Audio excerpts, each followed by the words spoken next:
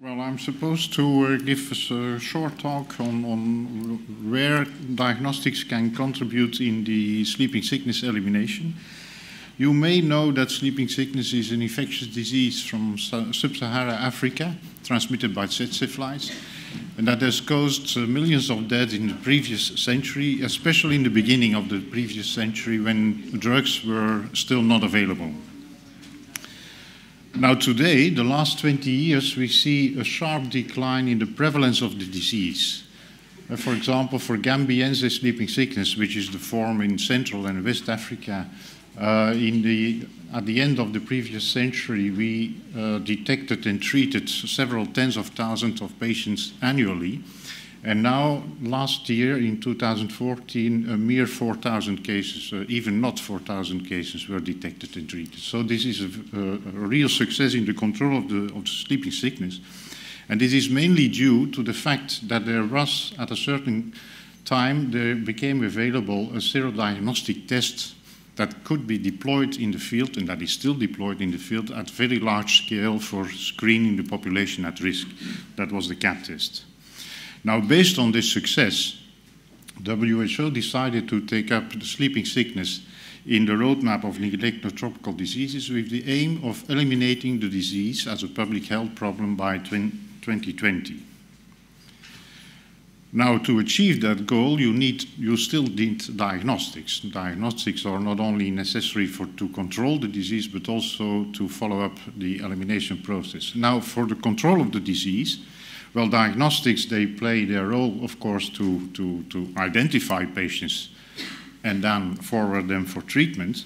And for this exercise, you need point-of-care diagnostics, diagnostics that you can deploy under the banana tree or in small villages with a mobile team, etc., etc. And these tests should be highly sensitive, not to miss too many cases. And the specificity should be dependent on the prevalence, because when prevalences go down, for example, here 1% prevalence, when you have two tests with the same sensitivity, 95%, but with different specificity, 95 and 99.9, you see that the positive predictive value of these tests is completely different. The low specific test has, in this situation, low prevalence, positive predictive value, which is hardly 0.1 or 0.15.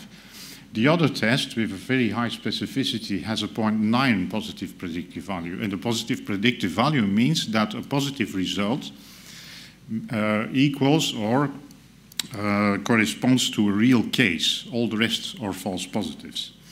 So when prevalence comes down, the specificity of test becomes very important.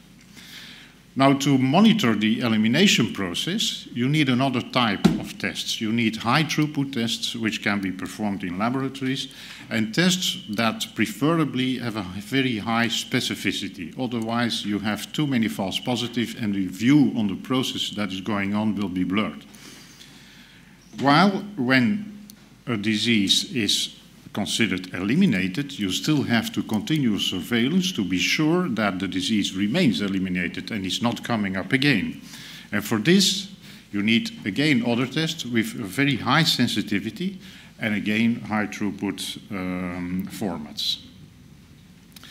Now, the point-of-care diagnosis of sleeping sickness is quite challenging because sleeping sickness is a rural disease, poverty-related, and which means that in these situations you need tests that are what was already called before assured, which are simple, robust, affordable, but still accurate, which is a challenge. Now we have some tests like that. For sleeping sickness, we are very lucky. We have recently two rapid diagnostic tests in the form of chromatography tests.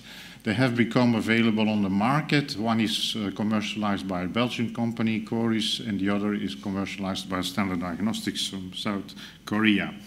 And they have an acceptable sensitivity, acceptable specificity, although the specificity could be improved and will be improved probably with the next generation of these tests that is already coming. Now, these are serological tests. That means they detect antibodies, and antibodies is indirect evidence of an infection. Now, since the treatment of sleeping sickness is quite heavy and the drugs are all quite toxic, you don't want to treat a patient where you don't have seen the parasite. So you need parasitological confirmation techniques. And the only ones that we can use in the field at this moment are microscopic techniques that are performed on blood. For example, here, the mini anion exchange centrifugation technique. There, the idea is to separate the trypanosomes from a larger volume of blood, 0.5 milliliter, separate them on a chromatography column, and then you centrifuge the eluted fraction, and you examine the sediment in a specially designed tube. And then you get a picture like this. I hope this works, I'm not for sure. You see these very small wriggling things, these are trypanosomes. So you see them very easily in the clear eluting buffer. That is the idea, and it works very well because the analytical sensitivity is less than 30 trypanosomes per milliliter of blood. Compare that with what you can find for malaria. Now, there are still patients that do not contain trypanosomes in their blood, or not enough to find them back in these tests. And these patients, if they have swollen lymph nodes, you can examine the lymph node aspirate from this lymph node, which is a very cheap test and a rapid test. And then, again, you use the microscope for examination. And then you may see this. If you're lucky and the patient is not, you see a trypanosome moving among the white blood cells. These are fresh preparations. So if you really want to keep the result, you have to make pictures. By the way, these pictures were made with mobile phones. Now, that is for the point of care diagnosis. Now, for the monitoring the elimination and the post-elimination, one can think of molecular tests, and these are the ones, the most common ones, based on PCR, LAMP, and this is a new one which detects RNA, spliced leader RNA with RT-PCR. You have different brands. Some detect sequences that are specific only for trypanosome. These are multi-copy sequences in the genome, so the sensitivity is interesting here. While the subspecies specific tests, they target a single copy gene, which makes that the sensitivity, of course, is lower. Now, the specificity of these tests is perfect, or almost perfect. Nothing is absolutely perfect. The problem is that on clinical samples, the sensitivity, the diagnostic sensitivity of these tests is absolutely insufficient. Still, I think that these tests may be very useful to look into the presence of human infective trypanosomes, especially with these targets, in tsetse flies, where the number of trypanosomes in a small volume of specimen is much higher. However, nobody has really done serious studies on this. Now, as an alternative to molecular tests, you can use also immune trypanolysis test, which is again an antibody detection test. It's not a molecular test. And without going into details, I can tell you that this is a highly specific, if not 100% specific test, which means if a result is positive in this test, that means there is contact or there has been contact with the Gambiense parasite. The disadvantage is that it only works for Gambiense. You have to work with living trypanosomes, and the time to result is minimum 3 days. So this is not what you call a rapid test. It's a reference test, but it's very, very specific. And for example, this has been proposed already a couple of years ago, but I think it's still valid, where the function of TL is exemplified. For example, if you do a medical survey and you find patients, and you find seropositive in rapid tests and seropositive in immune trypanolysis tests, then the situation is endemic and you have to implement the classical control measures. Now, when you don't find patients, but you find seropositives, and not only in the rapid test, but also in the TL test, in the immune trypanolysis test, for us that means that the contact with the parasite is still going on, so there might be still transmission going on. So you have to continue surveillance, and especially you have to follow up these seropositives. When you don't find patients, and you don't find positives in trypanolysis, but maybe positives in RDT, we call these false positives. There is no contact, probably the disease is eliminated. Of course, you have to continue surveillance to be sure that you can declare a country or a focus as had eliminated. If you don't find anything, you waste your time. But still, again, you have to follow up the situation to see whether there is no re-emergence of the disease. That brings us to the conclusions. So we can say that for the moment, as far as I can see, we do have the diagnostic tools needed to eliminate sleeping sickness. Although none of them is perfect and none of them is fit for all purposes, and sometimes you may think of combining the different tests.